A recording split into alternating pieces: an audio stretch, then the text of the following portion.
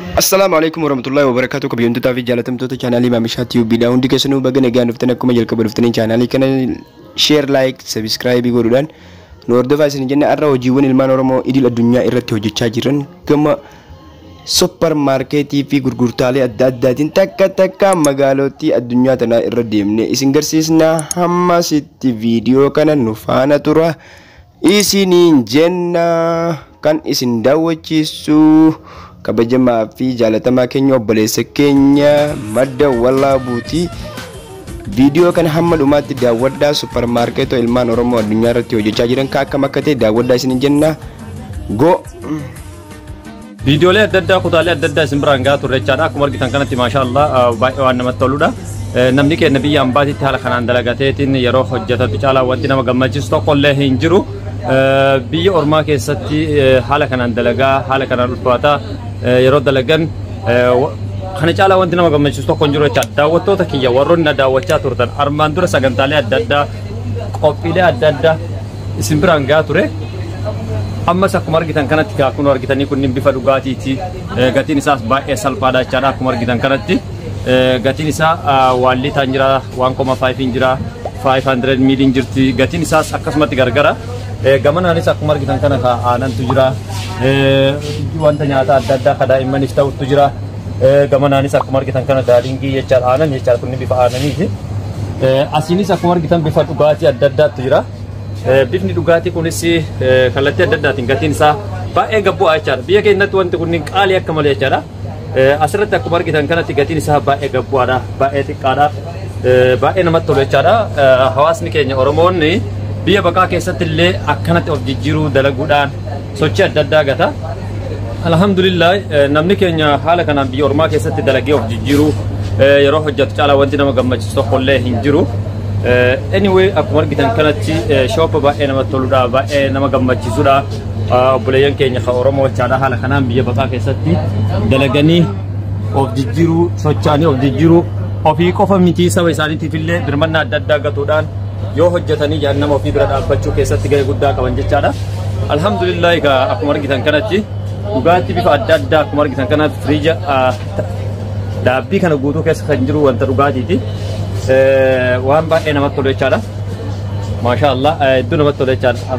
Kanaafi namni keenya bakka jirutti yoo dalagatee biyya ormaa keessatti akkuma dalagatu kanatti biyya keessattis dalagachuu danda'a. Garuu ammootu sirni sun hayyamuu fi waan hin dandeenyeefi sababa dhiibbama siyaasaatiin biyyarraa bahee namni keenya biyya ormaa keessatti haala kanaan dalagata jechaadha.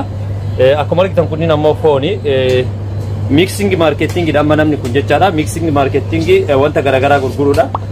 Namni hedduun marketing takka irratti fuulleffata jechaadha yookaan ammoo waan tokko daldaluu irratti jechaadha. Waan tokko daldaluu fi mixing marketing garaagarummaa guddaa qaba. Mixing marketing keessatti namni waan adda addaa gurguruun faayidaa adda addaa qaba. Meeshaalee garaagaraa gurguranii yoo tokkoon gabaa argachuu baatte yookaan kastamara yookaan maamila argachuu dadhabde waan tokkoon argatta jechaadha. Kanaaf namni keenya haala kanaan mixing marketing bakka kamitti yoo dalagee ta'e of jijjiira. Wanni hin jirre as keessa hin jiru. Wanti nyaatan jira, wanti dhugan jira, wanti dibatan jira. Kanaaf egaa akkuma argitan kanatti maashaallah haala kanaan namni keenya biyya ormaa keessatti biyya isaa keessatti dhiibbamee biyyaallee bahu biyya ormaa keessatti haala kanaan dalageetiin of jijjiira jechaadha. Kana caalaa wanti nama gammachiisu tokkollee hin jiru jechaadha dhugaa dubbachuudhaaf ilmaan Oromoodhaa kanneen kallattii adda addaatiin sirnoota darbaniin keessaayyuu bara wayyaanee irraa jalqabee ilaa hanga ammaatitti jechaadha biyyarraa baqatanis harka kennuu didanii roorroodhaaf haala kanaan hojjetanii of jijjiiranii maqaa biyya isaaniitiif illee saba isaanii guddaaf illee uummata arjooman jechaadha. Arjooma seena qabeessa qabaachuun Oromoo tokko abbaa qabeenyaa tokko qabaachuun faayidaa biyyaatiifis faayidaa dhuunfaa isaatiifis faayidaa saba isaatiifis akkasuma immoo qe'ee keessaa bahee yookaan akka dhuunfaa tokkootti fayyaduu keessatti gahee guddaa qaba jechaadha. Warri waan kana hojjetan ijoollee Oromooti kan roorroon gabrummaa biyyaa baasee biyya baqaa adda addaa keessa jiran jechaadha walumaa galatti.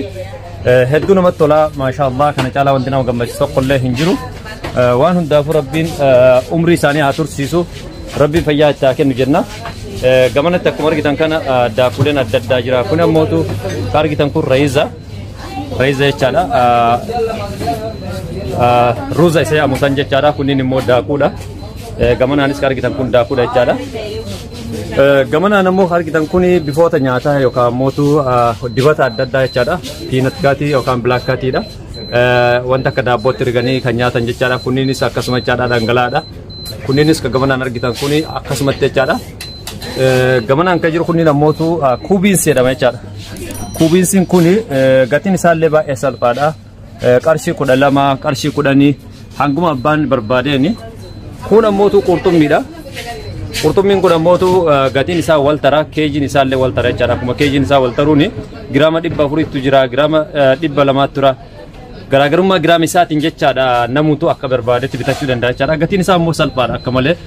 Kanaaf hawaasni keenya muuxannoo biyya ormaatti fudhate kana biyya isaatitti galee yoo dalageessa of jijjiiruu danda'a. Garuu ammootu haala biyya keenyaa jiru qaalaa kanatti biyya keenya keessatti shooppas banachuun baay'ee ulfaata. Biyya ormaa keessatti namni dimokiraasiidha akka fedhetti banateetiin jiraata kun akkuma argitan kana viidiyoon kun ragaadha jechaadha. Kanaaf barumsa biyya ormaatti argatan kana galanii kara biyya ofiitti yoo deebisanii dhugaa dubbachuudhaaf waan baay'ee irraa baratan jeetii yaada. Shooppii argitan kun shooppii baay'ee namatti tolu. Maashaallah shooppii Oromooti. Hawaasa Oromoo biyya baqaa keessatti kallattii adda addaatiin jireenya mo'achuudhaaf sochiilee adda addaa gatan jechaadha. Wanni na duuba jiru kunniin kan argitan kuni sagantaa tamsaasa kallattii keenyaa keessaayyuu MW irraa kan isin biraan gaa jirru dhimma biizinasii irratti yookaan ammoo waa'ee dinagdee irratti fuulleeffatee hadhan tana shoop ilmaan Oromoo keessa deebiitii kallattiidhaan gurraan isin gaa jira gama foddaa MWtiin jechaadha. Warroonni nu dhaggeeffachaa jirtan warroonni koomentii gaggaarii barreessaa jirtan hundinuu galatoomaa isiniin jedha. Dhugaa dubbachuuf akkuma armaan dura viidiyoolee adda addaa isin biraan gaa turetti keessaayyuu dhugaatii fi lallaafaa wantoota jedhaman hundaa isin biraan gaa ture. Biyya keenya keessatti zayitiin akka malee dabalee jira gatiin isaa. Biyya kanattis dabaleera garuu ammoo haga biyya keenyatti qaaleessan hin qaalofne haga biyya keenyatti qaaleessan hin qaalofne jechaadha. Akkuma argitan kana giraamaan liitaadhaan jira marti isaatu jechaadha. Waan baay'ee namatti toludha. Waan baay'ee nama gammachiisudha. Kanaaf hawaasni keenya bakka jirutti hojjechuu qaba. Dargaggeessi biyya keessa biizinasa irratti haa xiqqaatu haa guddatu. Dammaqoo osoo hin taane biizinasa irraa baqachuu osoo hin taane hamma deemuun biizinasa irratti fuulleffatee hojjechuun dirqama jechaadha. Akkuma argitan kanatti dhugaa dubbachuuf dhugaatiileen na duuba jiru kunniin gatiin isaa baay'ee salphaadha, gatiin isaa baay'ee lallaafaadha. Akkuma na duuba jiru kana akkuma argitan kanatti jechaadha. Kanaaf bakka jirrutti namuutu dinagdee irraa fagaachuu osoo hin taane haga dandeenyuun biyya keenya keessattis haguma fe'illee jireenyi ulfaatu gama biizinasa kanaan harka naqatee namni keenya hojii keessa galeetiin dalaguun dirqama jechaadha. Maashaallah baay'ee waan namatti toludha. Akkuma argitan kanatti viidiyoo kana kan isin biraan geenyeef sagantaa qophii damee biizinasaa irratti fuulleffatee yookaan ammoo madda galii gama dinagdeetiin hawaasni keenya akkamitti dammaquu qaba, hawaasni keenya akkamitti hojjechuu qaba kan jedhu kallattiidhaan isin bira geennee jechaadha. Haaluma kanaan namuutu biyya isaa keessatti dargaggeessi biyyarraa baqachuu dhiisee akkuma arginu karaa Liibiyaatti karaa Ijipti kana deemne jechuudha. Suudaaniin keessatti rakkoon obboleewwan keenya dhaqqabaa jira yeroo ammaa kanatti bifa adda addaatiin dallaala adda addaatiin jechaadha. Kanaaf kana jalaa bahuudhaaf haga danda'een namni keenya keessaayyuu jiddu galeessa magaalaalee gurguddoo kan akka Adaamaa kan akka Finfinnee dammaqoo osoo hin taane itti galuu qaba. Itti galee yoo jedhamu waan akkasii kana uummachuu qaba jechaadha. Kanaaf haga dandeenyeen namuutu hojiilee akkasii kan dalaguu danda'u qabna. Kanumaan isiniin jechuuf viidiyoo xiqqoo tana qabadhee isiniin dhufe sagantaan keenya akkuma itti fufee jira. Akkuma argitan kana shoop ilmaan Oromooti. Barbachuudhaaf baay'ee namatti tola, waan ajaa'ibsiisaati. Kan isin biraan gaa jiru ammoo obboleessi keessan Falmataa Roorrooti. Sagantaa dura ammoo bal'inaan kan wal biraan geenu ta'a. Mee kutaa itti aanutti akka isinitti dabarsutti ammaaf asumarratti sagantaa kiyya gara goolabuutti deema.